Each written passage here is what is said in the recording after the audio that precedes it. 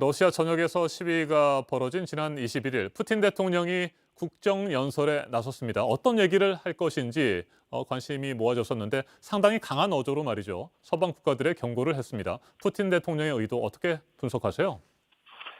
사실 서방 언론은 그동안 러시아 국내 상황에 대해 일방적인 보도를 하여왔습니다.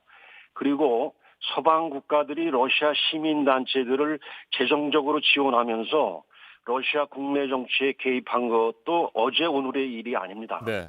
푸틴 대통령이 나발리를 지지하는 서방을 향해서 레드라인을 넘지 말라, 내정 간섭을 중단하라고 경고를 했는데 서방에 대한 러시아 정부의 인내가 한계에 다다랐다고 볼 수 있습니다. 라브로프 외교장관은 서방과의 관계를 전면적으로 단절할 수도 있다고 하였는데 서방이 러시아의 특정 정치인과 관련하여 도를 넘는 간섭을 계속한다면 서방에 대해서 어떤 식으로든 타격을 주겠다는 입장으로 해석됩니다. 물론 그로 인해서 러시아도 피해를 볼 수 있겠습니다만은 러시아인들의 기질로 볼 때 감내할 것으로 봅니다. 네. 미국은 나발리가 만일에 사망을 하게 된다면 푸틴 대통령이 이에 상응하는 대가를 치르게 될 것이다. 이렇게 경고를 한 바 있습니다. 그리고 최근 러시아와 서방 국가들은 서로 외교관을 추방하는 일도 있었고요. 자, 그런데 바이든 대통령, 푸틴 대통령에게 정상회담을 제의하는 등 화해의 손짓도 여전히 계속 보내고 있습니다. 러시아와 미국 등 서방 국가들의 갈등은 앞으로 어떻게 될까요? 네, 우선 나발리라고 하는 사람은 과거 남아프리카 공화국의 인종차별 정책에 대항했던 넬슨 만델라 또는 80년대 폴란드 민주노조의 기수였던 레흐 바헨사 같은 인물로 평가하는 것은 적절하지 않다고 봅니다. 한마디로 서방이 과도하게 언론 플레이를 하고 있는 것으로 보입니다.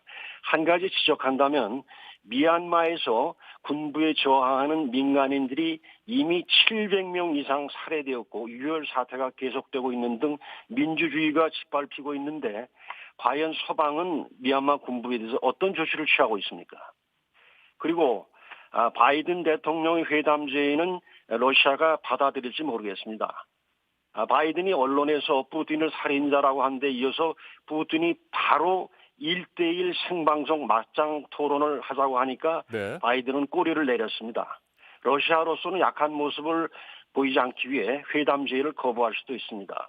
끝으로 러시아 서방 간의 갈등 전망을 말씀하셨는데 현재와 같이 미국, 중국 간 갈등이 격화하고 있는 상황에 미국이 과연 러시아를 몰아붙이는 것이 전략적으로 득이 될 것이냐 하는 질문을 던지고 싶습니다.